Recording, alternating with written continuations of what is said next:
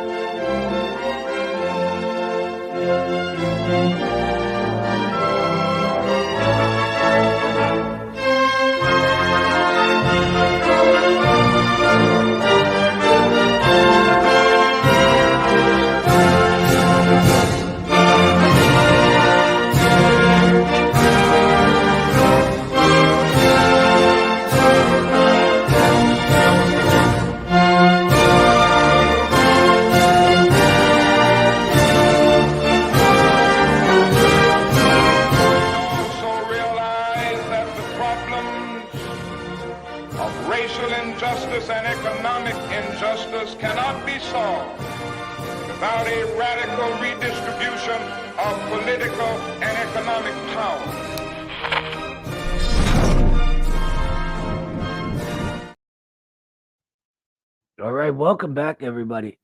I'm really excited about this one. Tom's a lifelong communist and good friend of ours. Um, one of the main people that works here for the Midwestern Marx Institute. And Ludwig Feuerbach in the end of classical German philosophy is one of the most overlooked and important texts of Marxism that can help us sort of get a foundation on the correct way to view society and reality itself, really. The as Engels says himself in it, the relation between thinking and being. What are we? Right? So I'm really excited to talk to Tom about it. What about you, Carlos? No, I am too. This is one of those texts that's often left out, and the discussions about the great text and the au revoir of the classical Marxists. And I think, in terms of philosophy, it's up there with one of the early favorites, of course, the German ideology. And it's up there, I think, with socialism, utopian, and scientific. It's very short; it's about 60 pages, but it provides a superb overview of the transition from Hegel to Feuerbach to Marxism, and it really situates Marxism as the sublation of this tradition of German philosophy. And it's a stupendous text. It also gets published for the first time ever, having the appendix, a text which has become, as Engels describes it, the germ of the New World Outlook, which is the 11 Theses on Feuerbach, Marx's 11 Theses on Feuerbach. And as always, as was the case with the other texts that Tom has been able to comment on, whether it's State and Revolution, Proletarian Revolution and the Renegade Kautsky, this text, and the many other texts he's provided guides and commentaries for.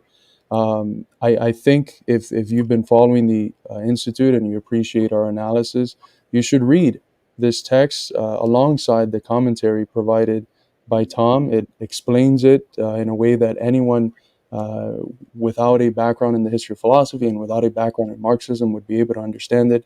And it also contextualizes it to certain issues of our day, which is always important for a philosopher to do, to have both that clarity that Jose Ortega Gasset called the courtesy of the philosopher, but also the contextualization, showing people why it is important. So I think that might be a good place to start.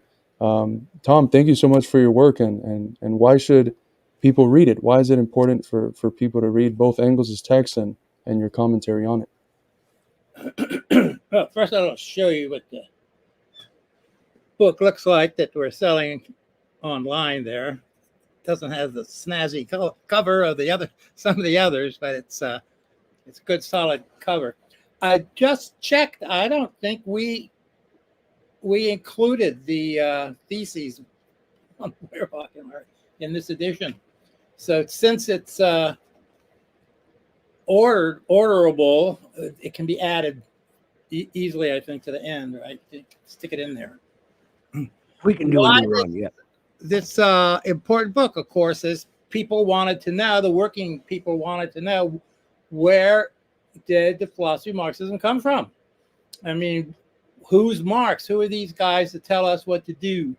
And why do they think that they know so much? And Engels says, well, let's look at the history of where our beliefs come from, what we think about. We have religious beliefs, we have ethical beliefs, we have all sorts of beliefs that have been handed down in our culture. And let's see, where did they come from and how did Marxism grow out of our past traditions? It's not something new that pops out. It's foreign or alien or anything to our culture. It is that actually it's a continuation of the development of Western thought from the very beginning. It's like there's the roots and the stem and the seed, and the flower at the top would be Marxism. And this is a story about how this came about. It also raises issues about how we go about deciding what's real and unreal in the world, and in which philosophies are trying to reflect reality as it is, which ones have some fantastic supernatural additions that can't be verified. These things, they have to be classified. And the purpose of this book is to update a little bit Engels' work. Engels' work on the outcome of classical German philosophy was written in the 80s, 2 centuries back. Now, in the 19th century, the world has changed a bit. So I've attempted to explain the major ideas that Engels presented, and also to ask some questions that wouldn't have occurred in the 80s or the 90s or in the last century, in the early part of the last century, but are questions that we could ask today to see how can we interpret issues that we're facing today in terms of the philosophy of Marxism. Since the collapse of the Soviet Union, Marxism, Western Marxists who were communists, who were in this tradition of Marx, Engels, Lenin, used to turn to the Soviet Union for philosophical enlightenment and in the interpretation of these classical works to the modern day Cold War against US imperialism. Unfortunately, our side lost that Cold War, so they must not have been interpreting it rightly. And we have to make sure we don't make the same mistakes, and that we interpret this correctly and see where history is going. So this book is divided into 4 parts. Engels has a part on Hegel, a part on the Feuerbach. He has a developmental part, and then one on Marx. And what I've done is write an outline synopsis of these parts and taken out the heart of them, the major ideas, and just stated what they are and where they came from. So when you read the actual work by Engels, you'll be alerted ahead of time to look for these passages. And they will also clear up a lot of the side passages and commentary he makes, because you already will have been introduced through this introductory part of my work to what Engels was up to. Now, I understand there's going to be questions and answers. There's going to be a discussion with audience after this, or this is just us? We can mix it up with the questions that come in from the audience, but I think you're absolutely. Huh? We can do. I always think I was going to read a couple of major points from the book and explain them and see. I think we should have discussion at the time or at the end. That's what I mean. We can do it whenever. I just wanted to say, just to set up the context a little more. There's this book that's published by Carl Nikolai Stark on Ludwig Feuerbach, and the paper of the Social Democratic Party of Germany called the Die Neue Zeit asked Engels to make a reply to that book, and in the process to unfold his and Marx's ideas on Feuerbach and on Hegel and classical German philosophy. And he does this through this text. Interestingly enough, we love the German ideology. We think it's an excellent text of philosophy that in many ways develops on those germs that we see presently in the 11th thesis.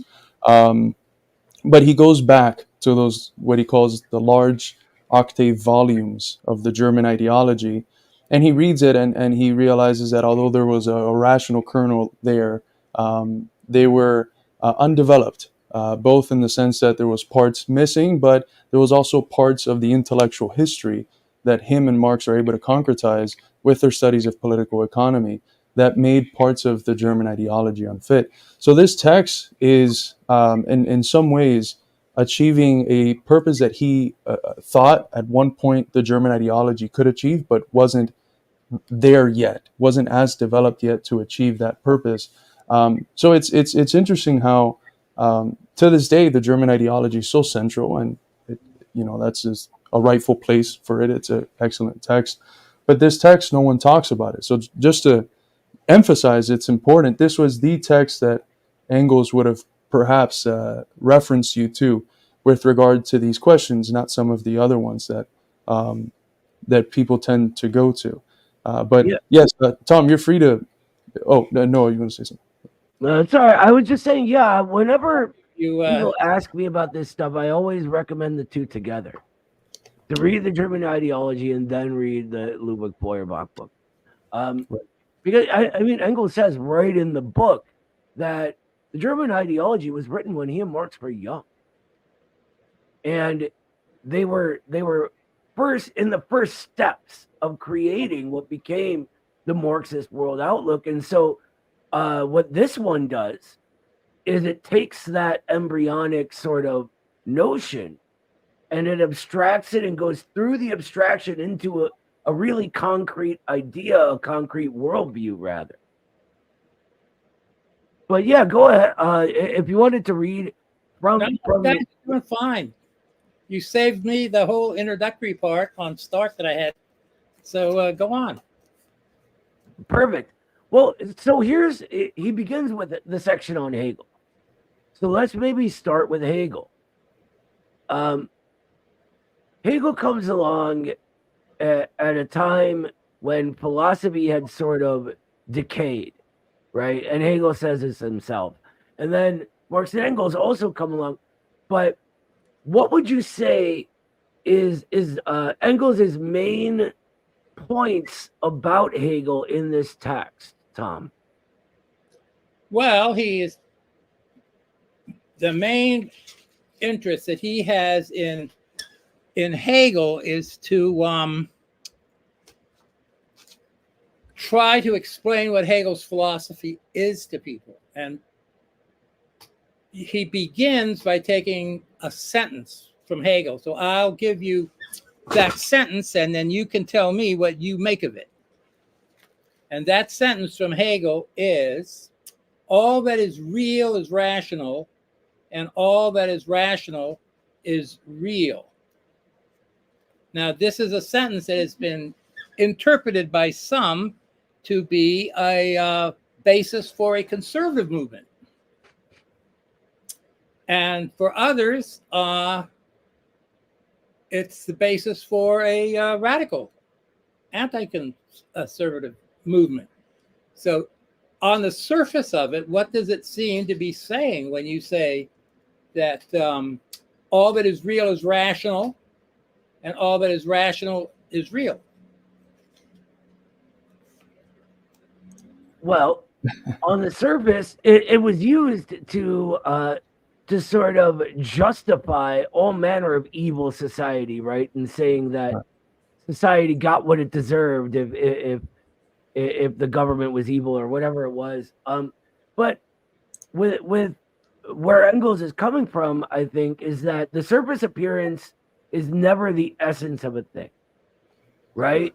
And it's important to understand, and Engels points this out, that not everything that exists is actual or real. When Hegel's talking about something that's real, it's gone through a process of becoming actual, becoming real. And Carlos and I were just talking about this earlier today, and he used a great analogy. What was it? Go ahead and tell everybody that analogy. I'm somewhat disappointed that the translation that was used is real in the text, because when you reference like the authoritative translation of Hegel's philosophy of right, which in English it's by T.M. Knox, the passage is what is rational is actual and what is actual is rational, which means something else if you're familiar with how Hegel, deals with the categories in his logic, the different moments in the unfolding of the concept, because he's very clear about what the actual is. The actual isn't just anything that's existing currently. The actual is that which combines in its existence, essence, and existence. So like an example I'd like to give people is that if you go to a baseball game, the person that starts the game pitching is an actual pitcher. They're a pitcher that is realizing the task of pitching. But if a team gets blown out and they have to, in order to save their bullpen arms, they have to bring in a position player to pitch, it's fair to say that's not an actual pitcher.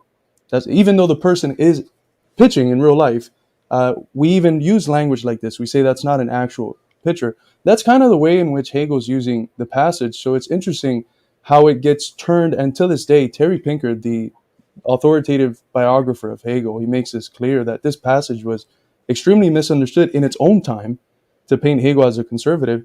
And that's kind of a legacy that continues on today. I love how Engels, even though he has a little bit of this misinterpretation going, he nonetheless sustains Hegel as a revolutionary thinker, because he says that the other component of that is that passage from Goethe's Mephisto, where it says that all that exists deserves to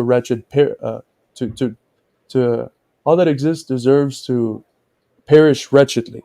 So it's what's actual now contains within it the potential of its own destruction, and it could be just destruction, annihilation purely, or a destruction that embodies within it a development into a higher form. Right? We can say that a early stage of socialism is actual, and interpret that Mephisto passage as, well, it's going to lose its actuality by going into a higher stage, or it's going to lose its actuality by just collapsing, right? Which we've seen, of course. Or I mean, our state right now, what's happening? Our state was sort of looked at as legitimate, looked at as this nascent force, right? But now, most Americans do not believe in what their government is doing anymore, do not believe in the elites, the ruling class, whatever they want to call them at the time, the establishment. It's losing its legitimacy. And Engels goes into this in this same passage, that things go through this process and into more abundity, right? They begin decaying away. And so for Hegel and for Marxism through Hegel, all things are ceaselessly becoming and unbecoming, right? And when something loses its real essence, its sort of actuality, for lack of a better word, that's it losing legitimacy, and that it begins to crumble. So the Russian Tsarist state before the October Revolution lost that actuality, and for Hegel, he would say it lost the right to exist, right? And what happens? The revolution. Actual is rational. What is rational about the Biden administration's support of Israel? It's actual. And actual. It's real. Is it?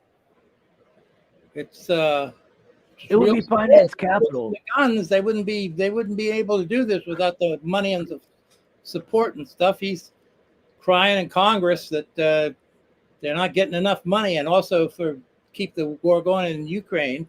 So that's actually what's going on today in our foreign policy. What's rational about it?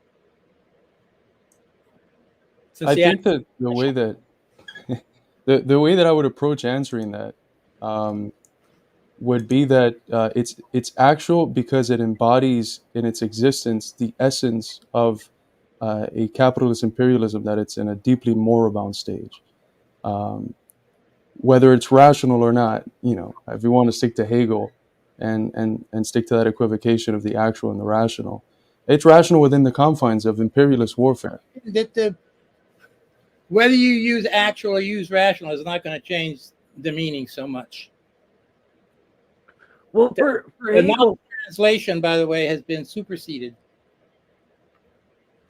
Well, for Hegel, what he's saying is that it's in his system of logic. When it goes and becomes what it is, that is rational. It makes sense. It's, logical, colloquially, right? We're talking about the logic of capital, right? And finance capital is accumulated. The country, the history of the United States. Let's just say since the Obama administration, go back to Eisenhower, the end of World War II, or what the way our economy is set up and the way our system functions to provide jobs for people, to have employment, to be a country that people all around the world are trying to get into. If they are in bad straits or they think they can't live anywhere, they believe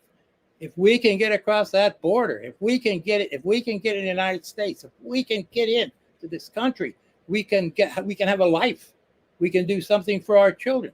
That's a real belief. It motivates millions of people. Got to build a wall to keep them out. Okay, that's rational. It's rational to do that, actually, to build a wall, because if you get too many people in there, they ruin everything. Nobody will have a job. So, you can't just let anybody in. But this country economy has devolved itself from normal, useful work for people into funding military procurement and the building of militaries, not only here, but in allied countries, to the extent that wars are profitable for American industry. It keeps the factories working and keeps the working class happy and keeps jobs going and gets millions of dollars distributed around in our economy. The $1 billion that's going to Israel is going to be spent here in the United States. And American workers are going to put it in their pockets.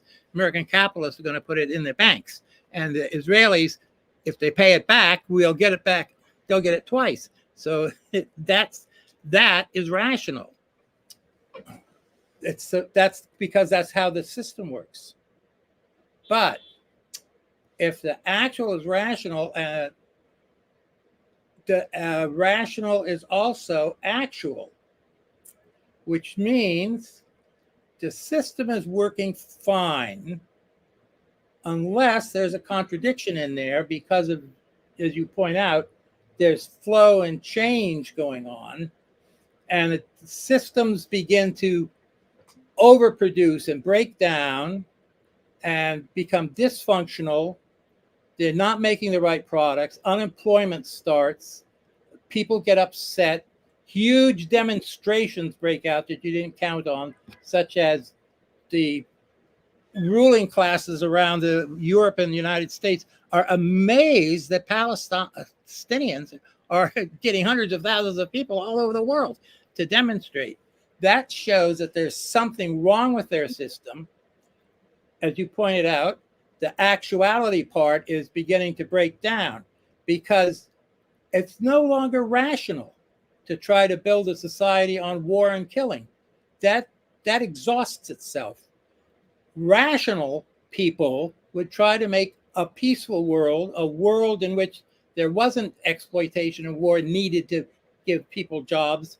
And once that rational idea is recognized in the consciousness of the people, it will become actual. You know, can I interrupt real quick, Tom? Sure. Marx actually says this. He says that theory only becomes real at this point. And what he means is exactly what you're saying. I didn't make it up, Noah. I think I might have got it. There is a chapter in here on Marx in this book. The last one, Engels is explaining Marx's theory. I might have picked it up there. Maybe. So we've got the main point in Hegel that another main point he wants to point out is, what is the biggest struggle in philosophy? The major question for anybody to start philosophy with, from the point of view of Marx and Engels, and historically now, we look back and think it's true, and that is, what is the nature of that reality out there? Is it the product of completely natural processes, or is there some influence from a supernatural realm, something behind nature that makes this possible? And of course, that's the root of religion, is that this entire universe is the product of God. He created it, and he made it for us, okay? We find out he's a slumlord because we find out now he's got billions of galaxies. He gives us a little crummy one over here with all the problems. But anyway, that's the one he gave us. And it has this supernatural background.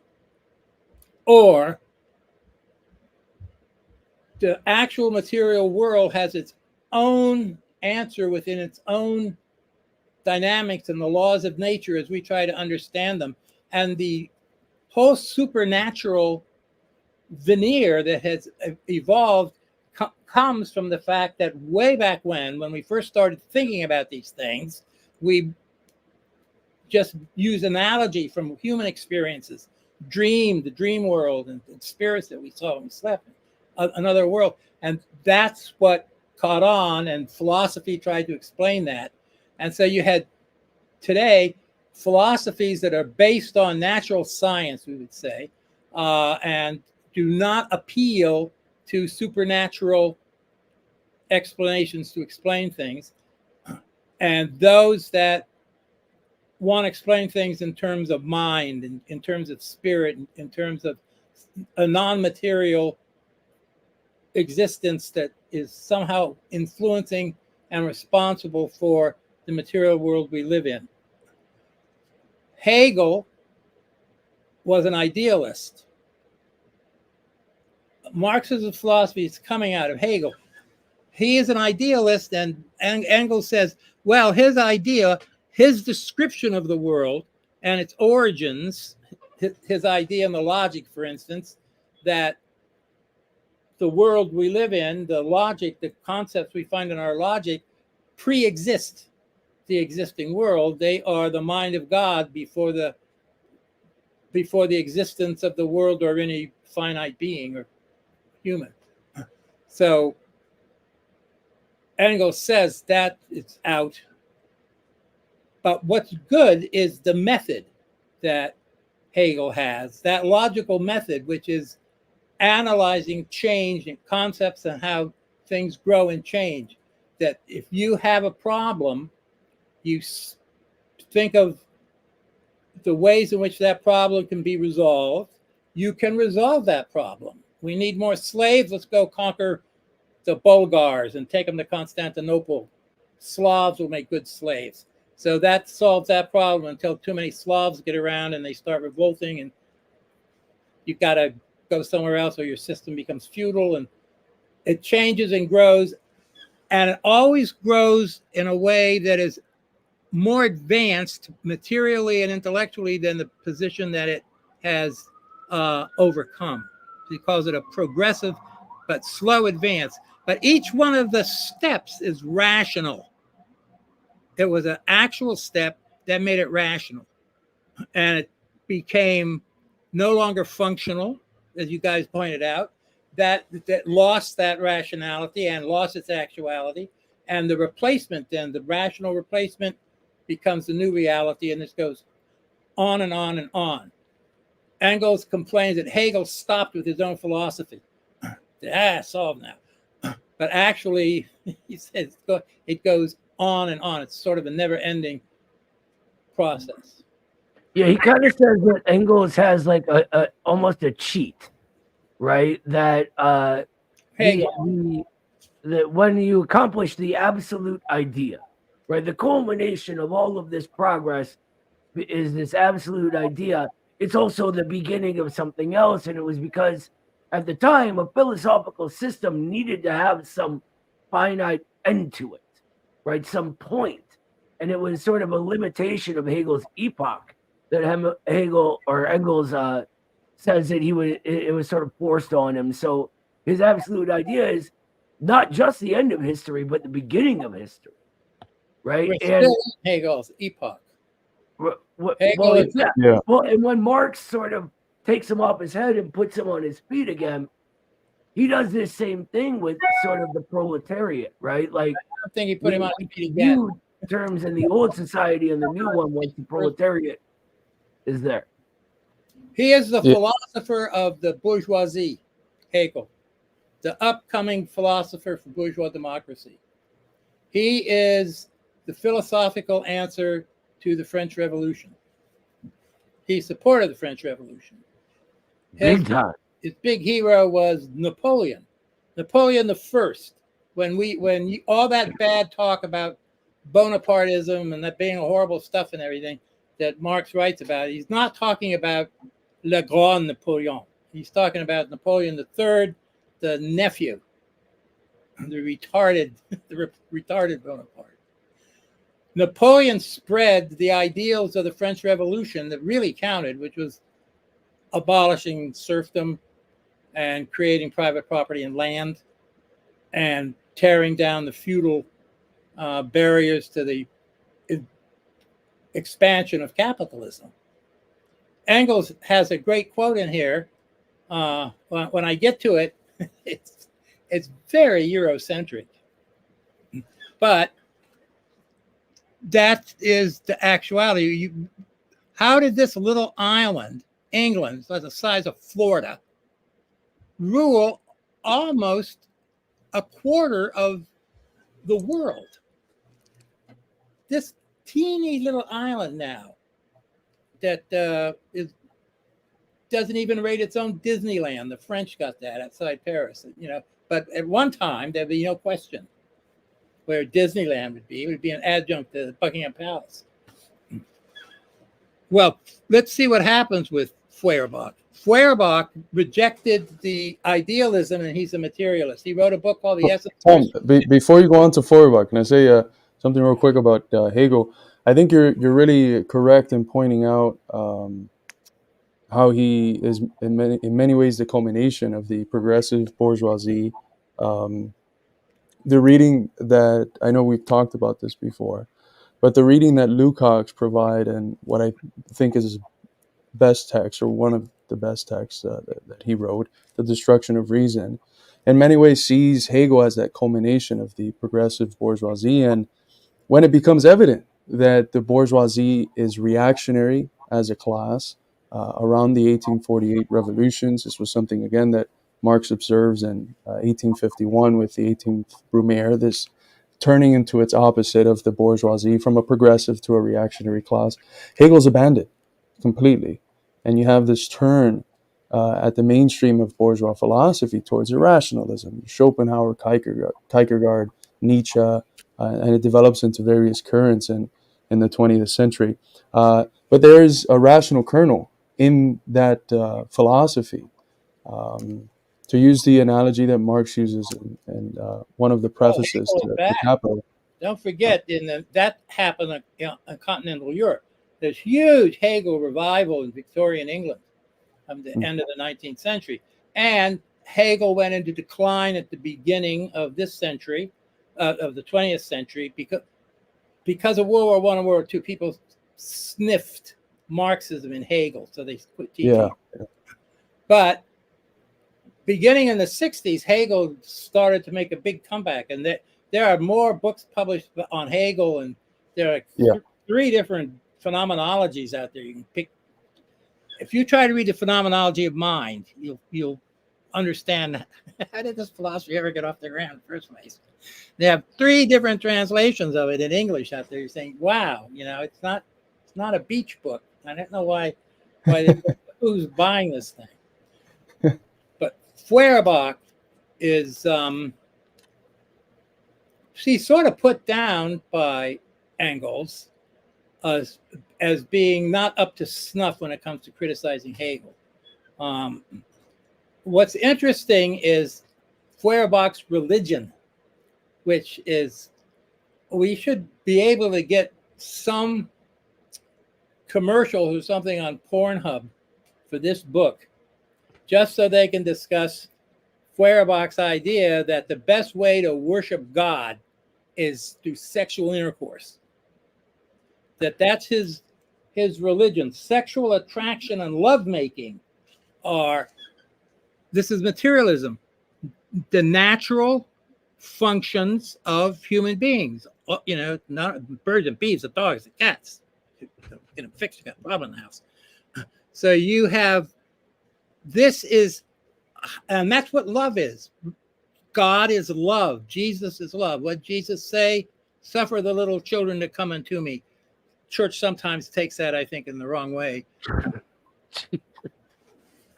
You're gonna get us demonetized. But it's okay. Continue, brother. But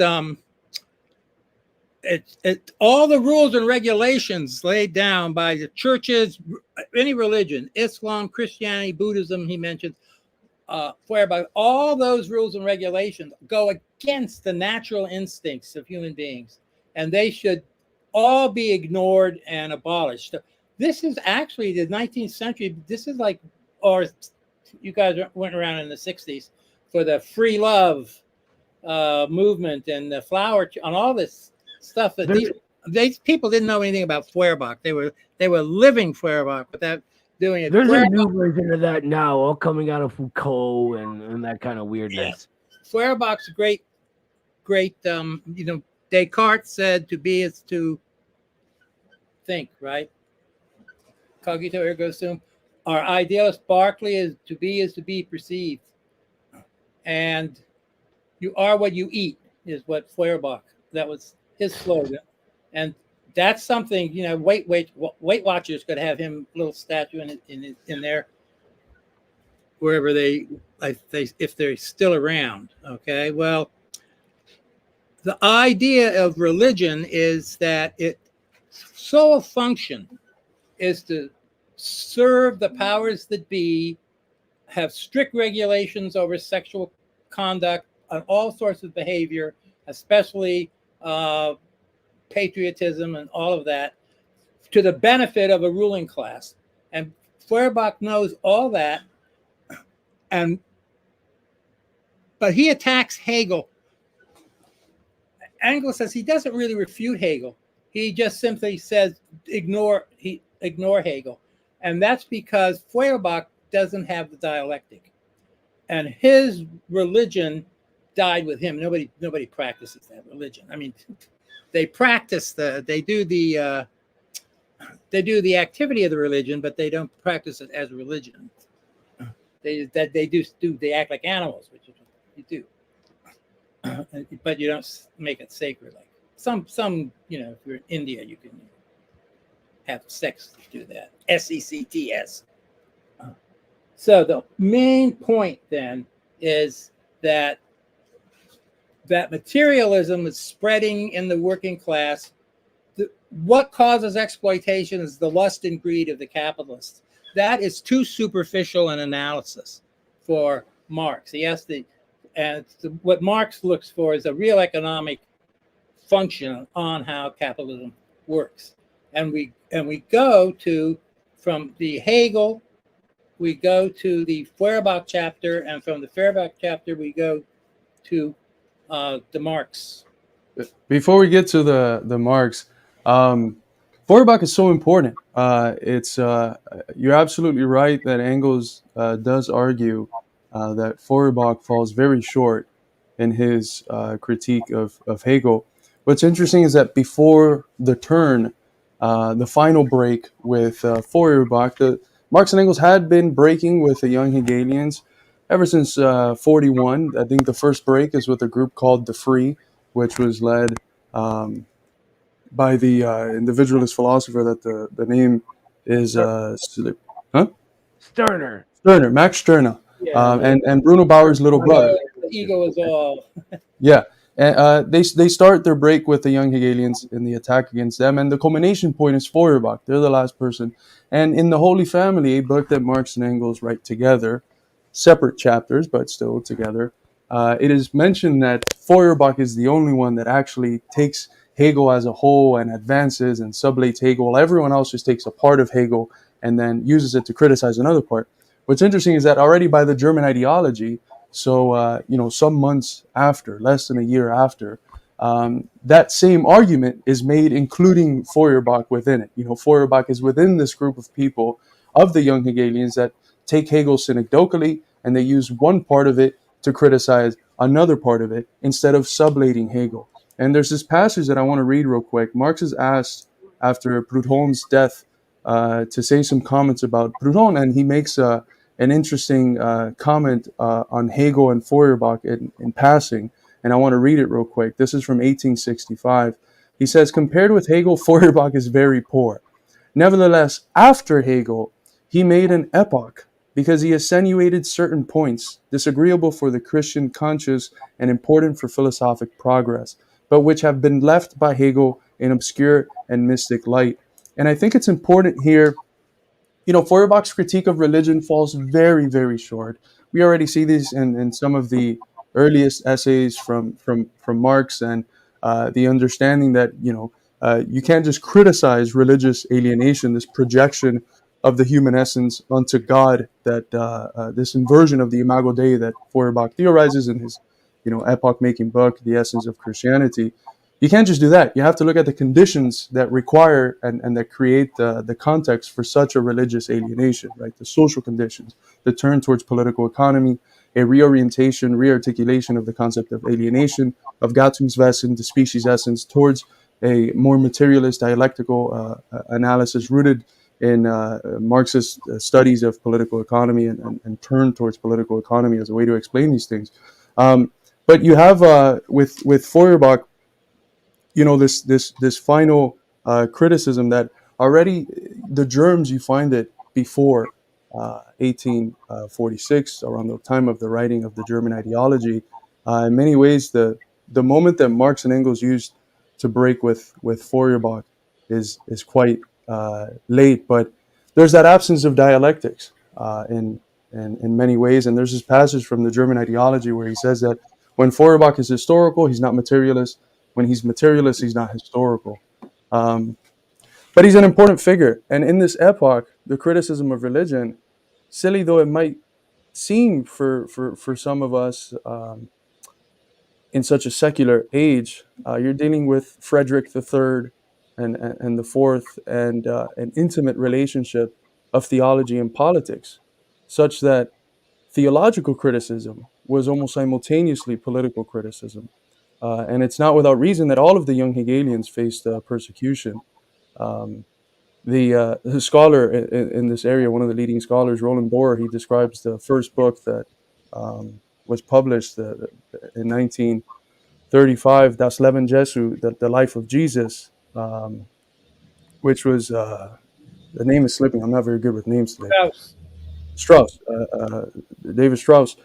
He calls it a bomb, right? It's a book about Jesus. How could it be a bomb? But it was a bomb because the legitimacy doing of the that. king, the legitimacy of the king was so intimately related to these theological points. And when you criticize that, you're simultaneously participating in a theological critique. Carlos, I was trying to keep this simple for people just getting introduced to this book by Feuerbach and all. It's interesting stuff, but we're getting into like a graduate seminar rather than. I want to say something a little simple. Even begin to talk about some of these people unless you want to go back to Spinoza, who was the original guy who dumped on religion. And so I think that we should move on to the Marx section, and then we can do all the analysis stuff, and people can get in. But I'm not giving background to this stuff because. Hold up. Noah has something to say real quick. Yeah, before we move to Marx, hold on. Sum up Feuerbach when he's don't let me finish what I was trying to say here. The point that's made in this book is that all that whole young Hegelian right and left is discussed, but the major point was that Engels pointed out there's only one person from that whole epic is worthy of discussion and talking about, and that was Feuerbach. All the rest is just, fine graduate seminar. But Feuerbach is the one that had the influence, and Feuerbach is the one that Marx and I were most influenced by. Now, Noah, what were you going to say? I don't remember. It's fine. Go on, brother. Go on. Well, time to go on to the last one, the Marx thing. Okay, he talks about I just want to find a couple of interesting problems. Okay, we talked about Hegel, the idea that his method is what's important, not his actual metaphysics. Okay, and when he gets to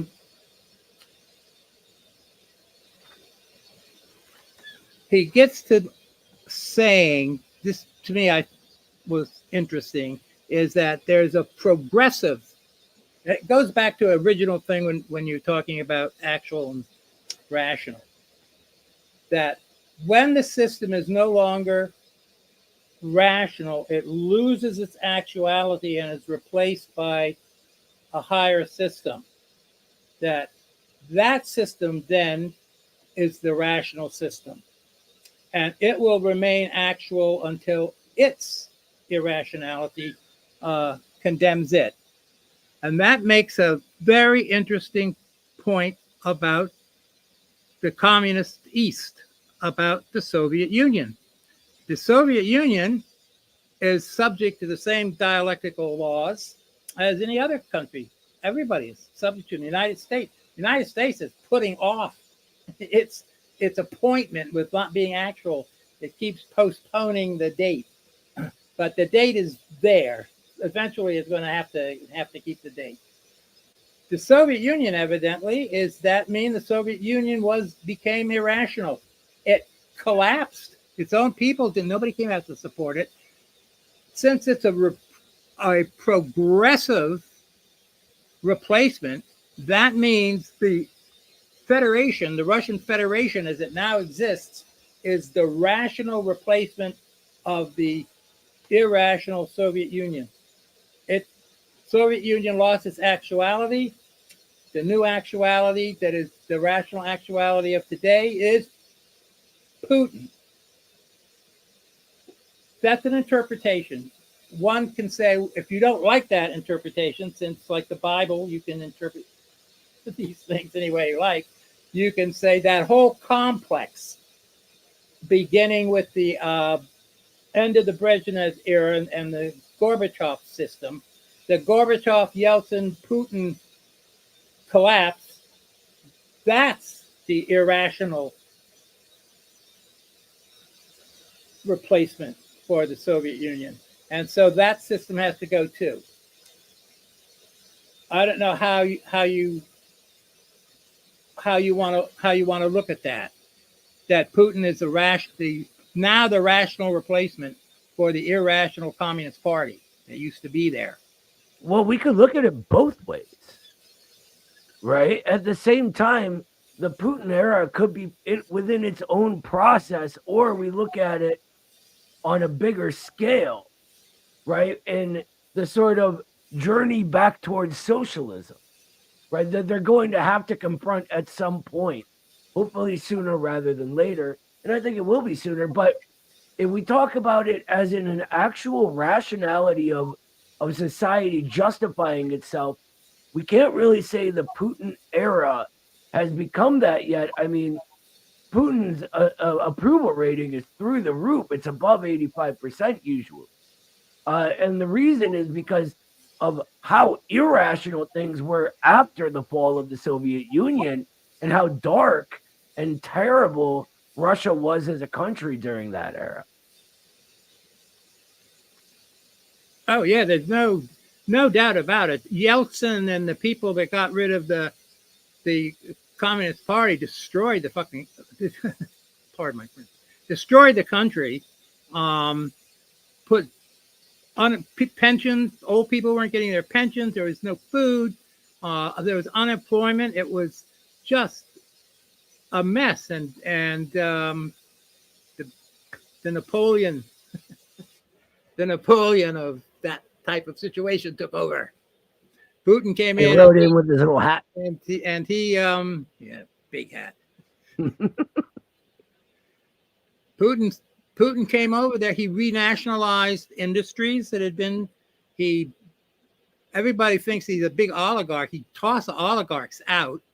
They're friendly oligarchs that went along. That's fine. But any oligarch that, like in China, you can be an oligarch in China, but if you don't mess with the Chinese party and you don't take more money than you need, and we're going to feed the peasants first, and then we can play with you. We got to build up the economy, and they get along very well. Putin, Xi Jinping calls Putin his best friend, and vice versa. You think you guys have a bromance? You should see Xi Jinping and Putin. Okay. Yeah, because they have matching hats. Oh, I don't know. They don't have matching ideologies. That's true. There's something else, but they have one overlapping ideology, and that is U.S. imperialism has no right to dominate the world and exploit all the other countries for its oligarchs. And they both have, I'm sure they have the same position about what's going on in Gaza, that it's a criminal genocide. There's no reason whatsoever why any other country should be supporting Israel doing this, except the billions in profits that this is generating billions of dollars of profits to the American economy. Even the New York Times says that this is a, go down to Walmart and buy your General Dynamics stock. Solve your economic problems for MMI. Just a temporary lapse of rationality to get something actual, and then we'll go back to rationality again. We got to buy some Raytheon stock. Yeah, to help but some of these things are like $5,000 a share. So they make sure that hoi polloi don't get them.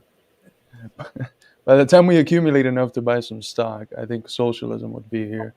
Oh yeah, Tom, I've been waiting for that since I was younger than you.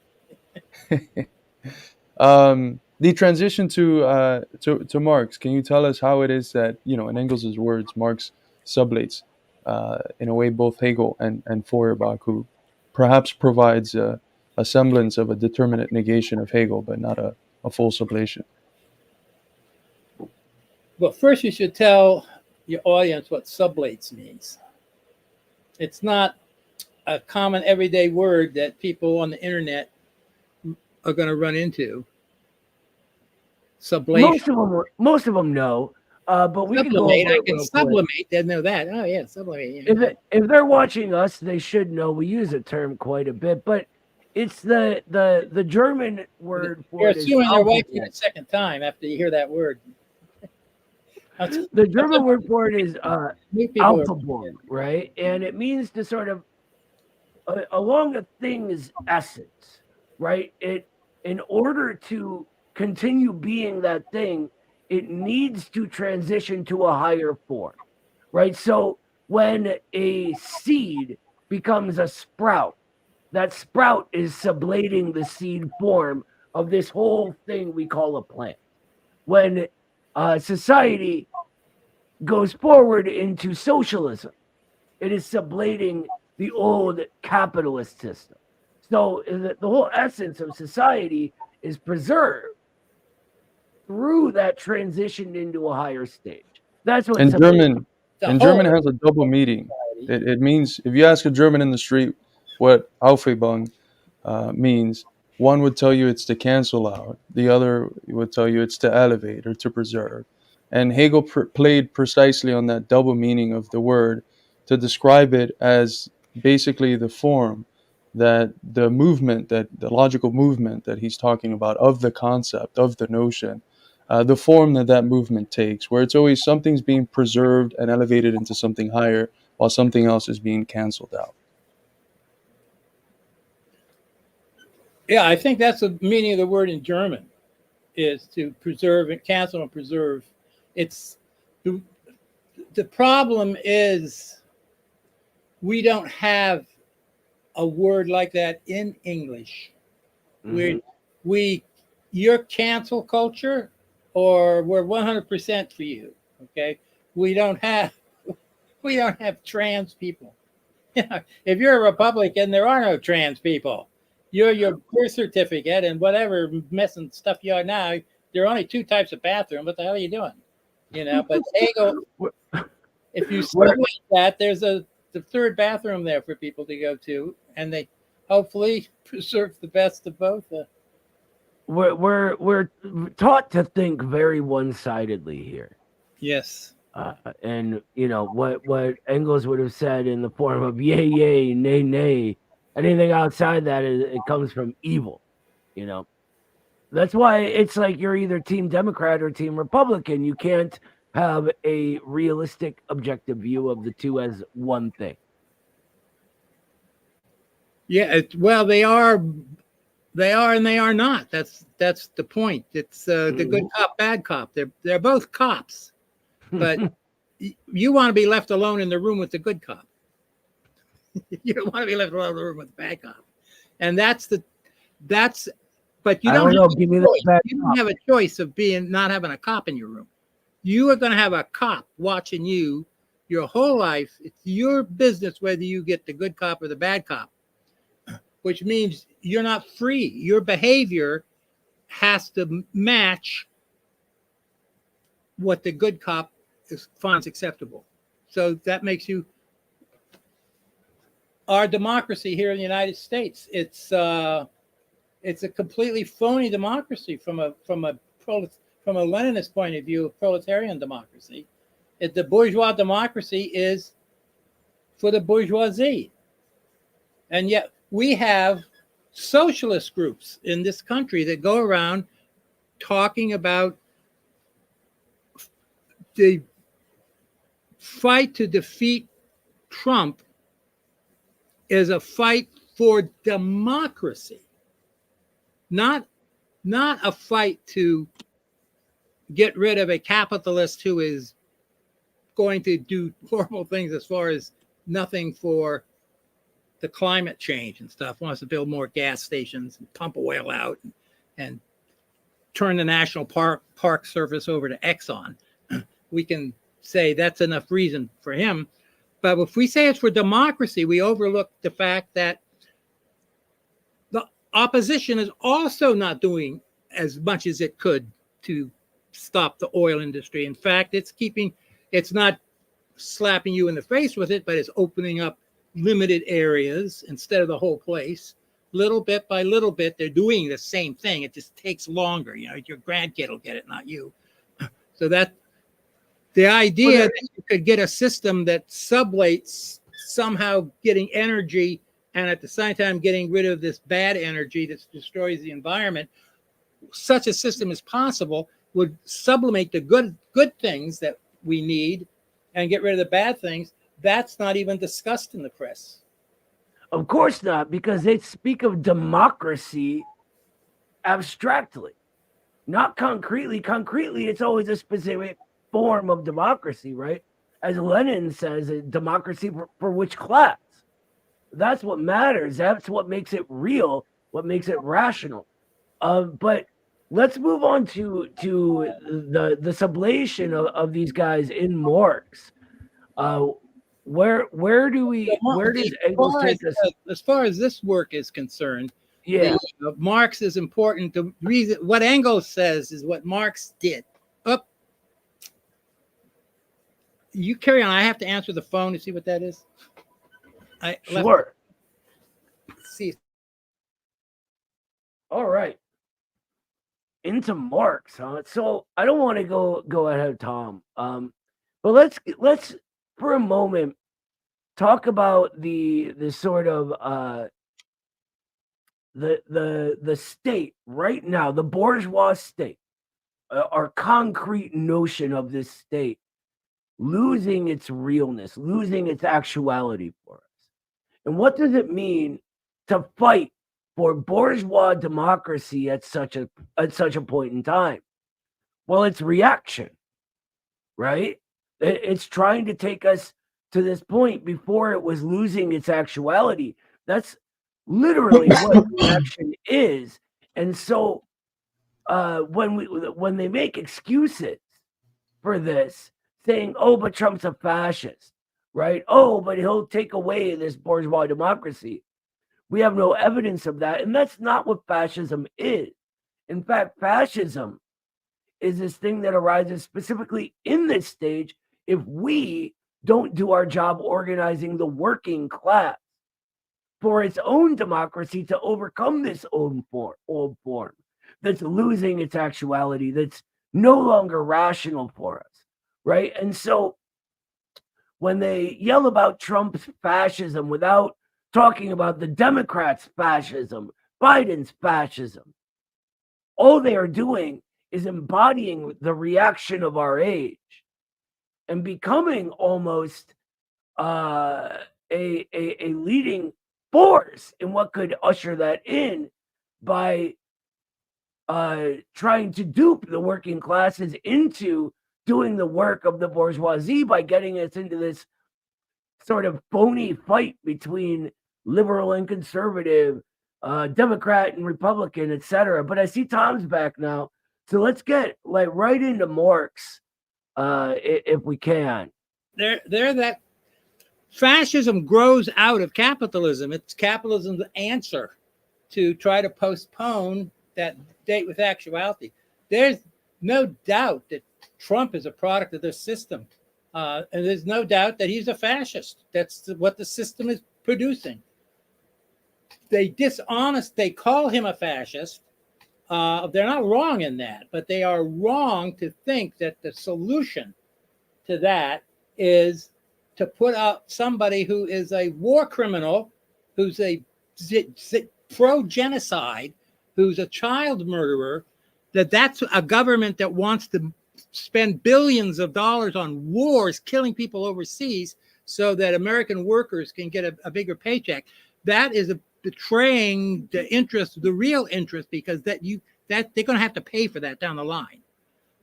So the two of those guys, neither one of them is worth trying to get the working class organized to go out and support. The job of communists is to go tell the working class what the real, actual reality of this country is and their need to build a their own political party. They don't have that consciousness. They are completely brainwashed into this system because of football and the movies and rap music and all sorts of cultural things to keep them preoccupied. I highly disagree with that one. I think we're on the edge of something, and we're seeing a lot of sort of the objective conditions that push class consciousness's progress forward, but we're lacking that subjective element. We're lacking communists, frankly, winning hearts and minds. But I think there's also at the same time this new thing building. And I think people everywhere are very much sick of the way things are. There's just, it's not coherent yet. But that rather than have like a big argument on the stream, let's get into Marx and how he sublates Hegel and Feuerbach. Well, how many times do we have to do that? He's the third time I've told you what Engels says he did. And what they did together was that they took the method of Hegel, the dialectical method of analyzing contradictions, and they separated that from the idealistic philosophy and rooted it in the material reality of everyday living of people. And that material reality of everyday living is, how do you get your food? Do you grow your own food, or do you go to the grocery store and somebody else grew it? And do you buy it, or do you barter for it, or who sets the prices, and who's controlling the grocery store? Is that right? Can we run the grocery store on our own? The people, early Marxists or early socialists were talking about communes, that cooperatives as a solution to that. So sublating Hegel is simply that we read Hegel because Hegel has a lot of interesting things to say when he describes what's going on in the world around him. When he tries to trace these back to unchanging essences that existed before the material world, while saying the material world does all these contradictions and things as a result, but it's rooted in these essences, is that they think that's a betrayal of the method itself, because the whole point is the flux. So you will never going to find something outside the material world that's responsible for the material world. It's going to be always going to be within the material world. There is no outside. What was before the Big Bang? I don't know. Yeah, and this is one of the things that I really like about this this work. It sort of leads you to the main conclusion of, well, where idealism ends up, and Marx says this, is that some form of world creation or another. And a lot of people, when they read him say that just as it is, don't really get what he's saying, right? And this thing where you don't see the material world and the relation of how we are, what we are, being to our thoughts as material. It has to come from somewhere outside, and therefore it must lead to religion to fill in the gap of what is the real motor of how this all happens, right? How it all gets started. And Engels sort of says that even Feuerbach is doing this in a way, right? Because he leaves you with that same question, it must be some divine entity filling in the gap there. But the gap is just the concrete, the real material world, and our thinking about it. Yeah. What do you think, Carlos? Feuerbach's idea is human nature. Human beings are material. We talked about the sex and everything, but that human nature is the same basic nature in every human being, in Chinese and Australian Aborigines and Pygmies and American Indians, in bourgeois financiers and peasants working. It's that same nature, and how it tries to manifest itself limited by the material circumstances. That idea of greed and individualism. The peasant wants to be the best peasant, the biggest peasant, to grow the most food. The bourgeoisie wants to own its big bank. They all work in that same way. And Marx said that the idea that there's a universal, unchanging human essence that's the idealist in Feuerbach. And Engels said that, Engels, I don't know if Engels says it, but it ends up something like the materialist Feuerbach ends up as an idealist, basically, and the idealist Hegel only makes sense as a materialist. And so that's why Lenin says we got to go read Hegel, because if you just turn Hegel, I mean, yeah, Marx put him on his feet, but he's got a pebble under there. We got to get that pebble. If we can just get a couple of words changed, we've got the basis here of dialectical materialism. Yeah.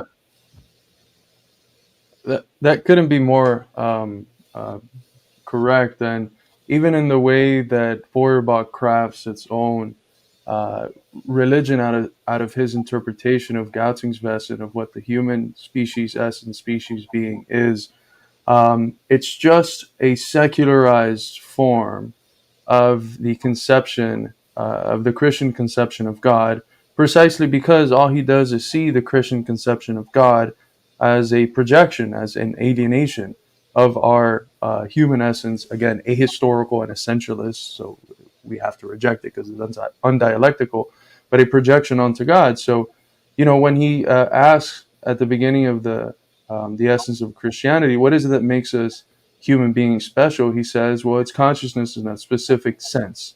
And then he explains, well, this means that we're the sort of species that can make our species itself an object of thought. That means that we can reflect and ask that question, what does it mean to be a human? And he says that when we ask this question, we find three essential characteristics.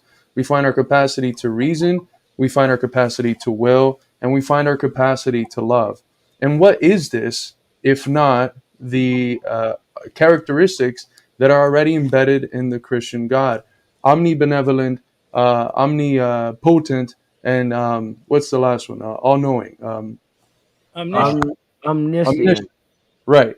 So in many ways, his critique of religion isn't full, although Marx will continue to accept that you get small passages here and there in Capital, the understanding that religion is still this projection of something human. So there's that rational kernel from Feuerbach. It's a very essentialist reading that in many ways doesn't even overcome the understanding of God that is present within the Christian tradition. We should push the essence of Christianity for people to read it. I teach it every semester. I've been teaching it for a while. Fun read, especially for young people who may still, they're going to college now. They don't have to go to church with mommy. They get to read Feuerbach. I actually had a lot of fun reading the Strauss and Bauer back and forth. Oh my gosh, yeah, that we sort of mentioned earlier. Yeah, I don't know. It was interesting. I also had a lot of fun reading Thomas Jefferson's Secular Bible that he did. If you remember that was cool too. Yeah, he crossed out everything supernatural in it. Right. Before we go on that tangent, I'd like to thank Dino, a consistent super chatter here for the Institute, sending in a $10 super chat contribution for the work. Great discussion as usual. Thank you so much, Dino. I would like to maybe either for the sake of playing devil's advocate or just because of my affinity with Hegel, perhaps provide some form of refinement of the understanding of Hegel, specifically in the context of his descriptions as an idealist, his categorization as an idealist. Because if we're thinking about it in terms of the traditional philosophical bifurcation of thought and being, um, thinking and matter or body, it's wrong to say that this bifurcation persists in Hegel. In many ways, you could say that it's already overcome in Spinoza because there's only one substance. But Hegel, again, um, sees this through the lens of praxis. He sees that thought and being are constantly conjoined in activity. And there is some language in Hegel's philosophy that could lead us to think that there's some logical precedence of the order of the concept, but he's also extremely clear in a wide variety of passages that without that actualization into matter, into nature, into human society, into human thinking, the concept is empty. It's basically nothing. So he's Yes, extremely clear about the importance of this unit, the importance of the externalization of the concept so that it's not nothing, so that it's something. It could only be something in this unity with being and this historical unfolding and this unfolding that's onto nature, onto Neoplatonism. society. That's God. What's the? Why did God bother to create the world? What do you need the world for? And you're going to kick me down to hell if I don't worship you? What's the matter with you? You're supposed to be perfect. If you're a perfect being, you don't need any making the world. Are you curious? So there wouldn't be a point of a God if there wasn't the creation. So they're synonymous. So Aristotle thought the world was infinite in time. Yeah. It's well, we have to remember Lenin in his philosophical notebooks. One of the things that he mentions in his commentary on the 11th thesis on Feuerbach is that Marx's critique of Feuerbach and crude materialism, old materialism, he says it very clear. It's Hegelian critique. It's using Hegel to critique the young Hegelians, because in Hegel, that overcoming of the distinction between thought and being, conjoined with the concept of praxis, conjoined with the concept of activity, as it's used by Marx and later on by Lukács and others, it's already present there. But there is a lot of that providential language that you're talking about, Tom. There's quite a bit of it. And I'm not going to sit here and say that there isn't good reason for people to think of Hegel in that way, but perhaps I've been biased in my duty as a Leninist to read Hegel as a materialist, because I think that the kernels are already there of this overcoming of the bifurcation. And if you look at the 11th thesis and the critique that he provides of Feuerbach and old crude materialism, it becomes very clear that in many ways, holding up that distinction is much more idealist than an idealist overcoming of it a la Hegel. Well, let me just butt in real quick, Carlos, because this is exactly how, well, not exactly. Ilyenkov says a very similar thing, right? When he's explaining what Lenin does, and Lenin himself in the philosophical notebook says that all of the Marxists of his day had no idea what idealism even was, right? They saw it only as a sort of very vulgar, subjective idealism, and that's how they spoke of it. And that was wrong. Hegel was so advanced as his idealism that it becomes a materialism as you use Hegel's system. And this is what Ilyenkov explains in Dialectical Logic. And he even goes backwards from Hegel into Spinoza and basically says that the germ of the dialectic that Hegel really has is already there in Spinoza. And this is sort of what brings us all the way into Marx, because it was always there, because it was always material to begin with. I'm going to go backwards from Spinoza. Something here, a great quote. A book I recommended to Carlos the other day was that before there was Spinoza, Avicenna, Averroes, Maimonides, and Aristotle. That Marx quotes Aristotle with respect on capital whenever he gives you a footnote from Aristotle, he's, even though Aristotle had peculiar ideas from our point of view about women and slaves, nevertheless, he has a good idea about economics, and that makes him okay with me. But by the way, the book that Tom mentioned was Avicenna and the Aristotelian Left from Ernst Bloch. One of the better Western Marxists, by the way. It's arriving here Sunday. He's one of the Frankfurters running around. But he wasn't a bad Frankfurter. He didn't have a lot of cheese on him and chili peppers and stuff. He's a pretty pure Frankfurter. Stayed good with Marx.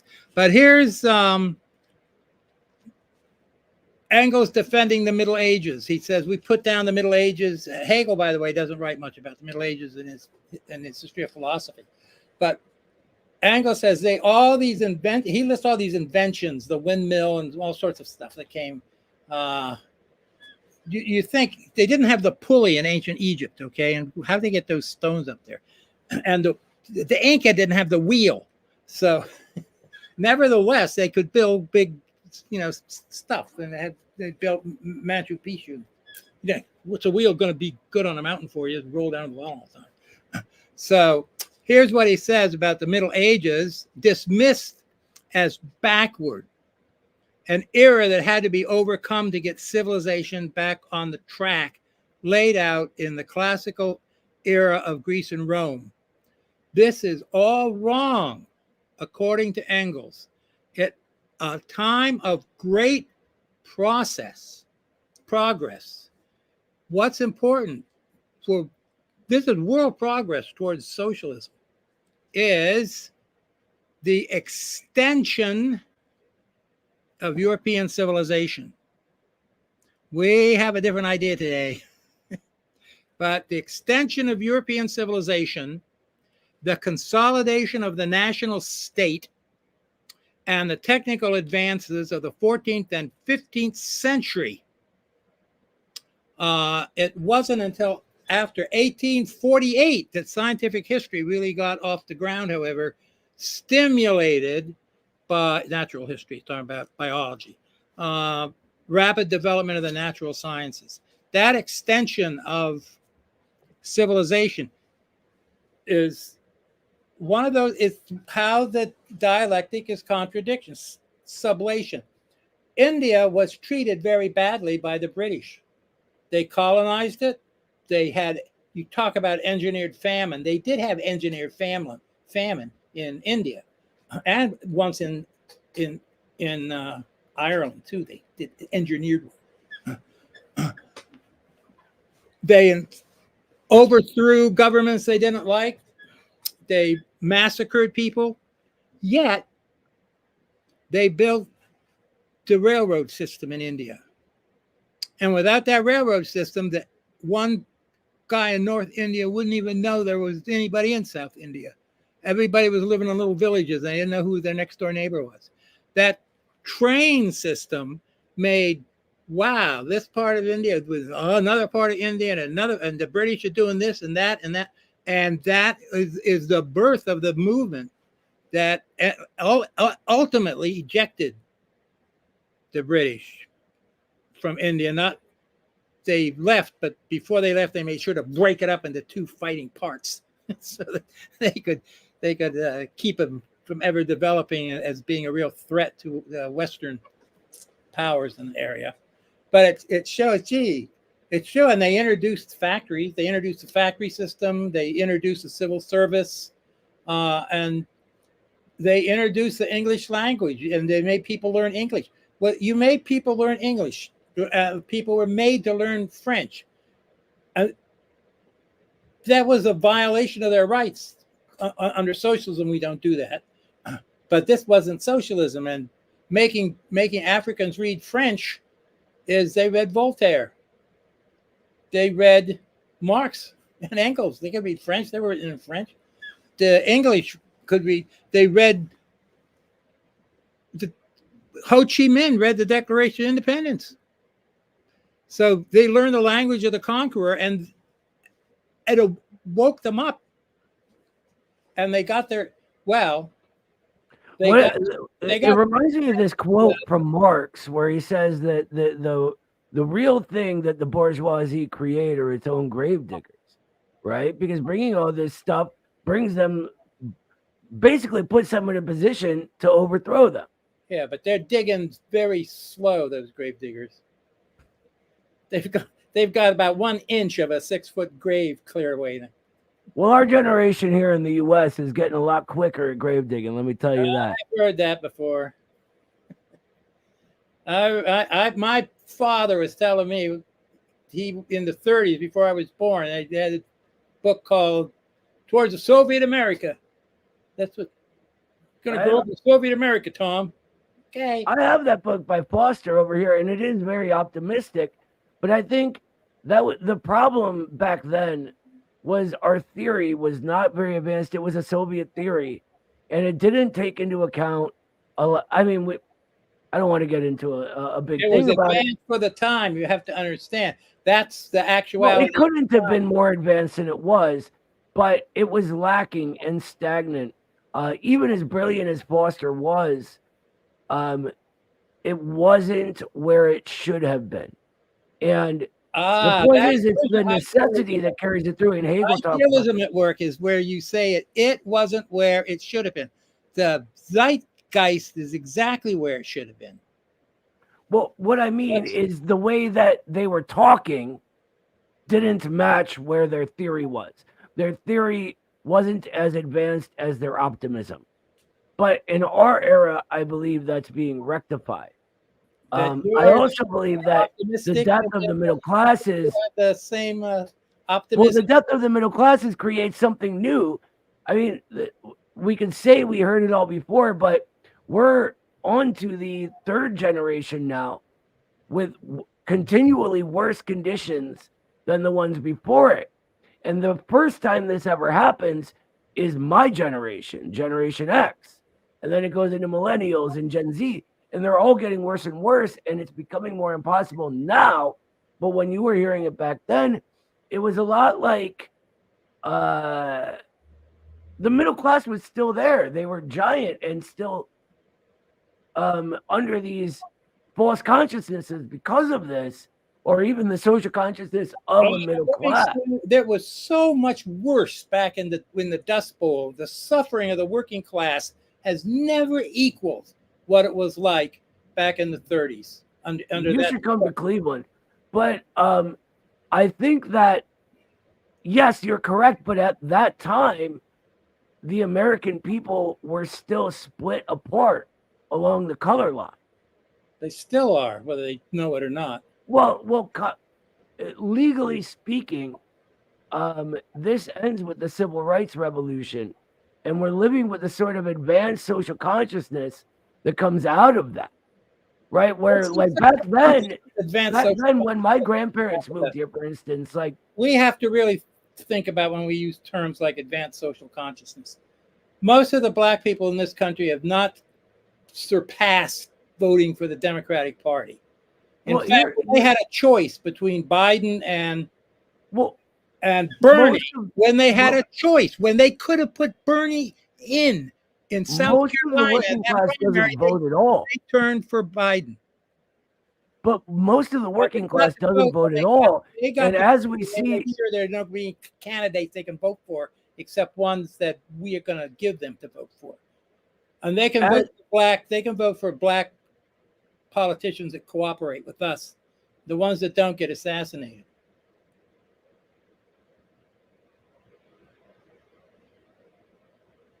Sorry, guys, I don't think that revolution is. People talk about a revolution. Well, it didn't overthrow the system. The black people are still the most exploited minority. They have the lowest living standards. I agree, but you're missing the point. Well, that is a Tom. I don't want to get into a big argument. Let's switch topics. I've written a whole thing on this anyway that I'll send you to read.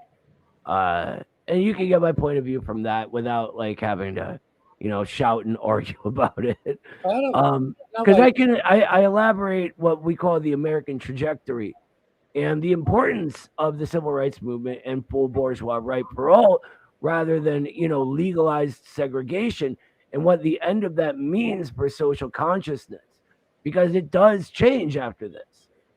And that's a big step forward in the sort of creation of the American people, at the actualization of the American people, and becoming rational, as we see happening now, and more concrete, right? And this happens at the same time that the state itself is losing that actuality.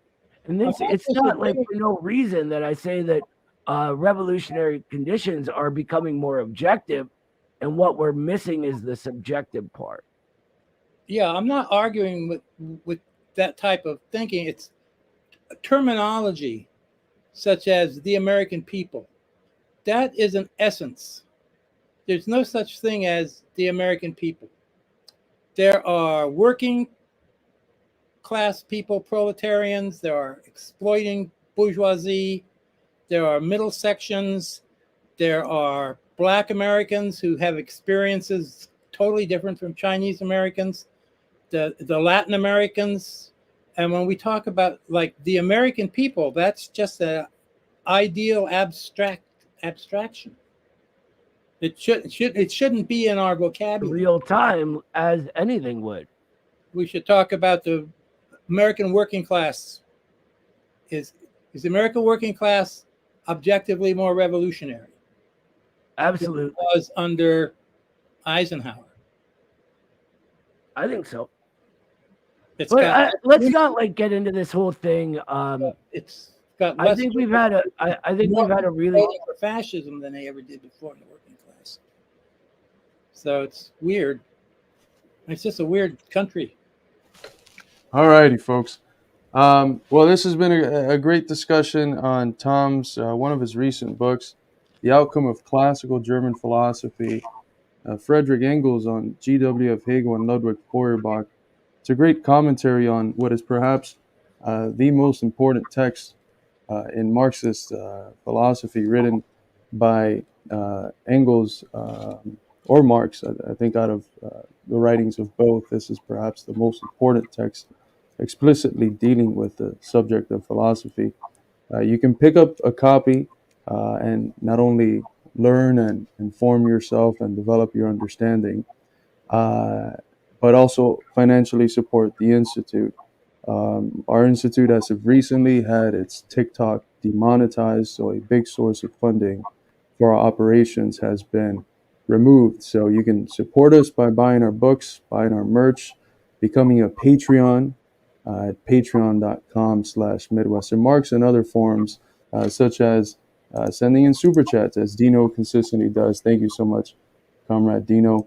It's a people's funded institute, so it always helps. Hopefully, we can have another discussion soon about Tom's more recent book on Lenin's Proletarian Revolution and the Renegade Kautsky, which deals with themes relating to Lenin's debates against the purity fetishists of his time, specifically spearheaded by Comrade Kautsky. So thank you so much, Tom, for joining us. Thank you, Noah, for being here and for the insightful conversation. Thank you to those who watched. Thank you to those who were able to donate. Make sure to pick up Tom's book at midwesternmarx.com/books. Again, that's midwesternmarx.com/books. It's cheap. Very cheap. It's very affordable. We got institute prices, so we want to make it affordable for the working class. So make sure to pick that up. Thank you all for joining us, and we'll head out the same way we always head in and the same way we always head out, with a glorious international. So we'll see you all next time, folks. Solidarity.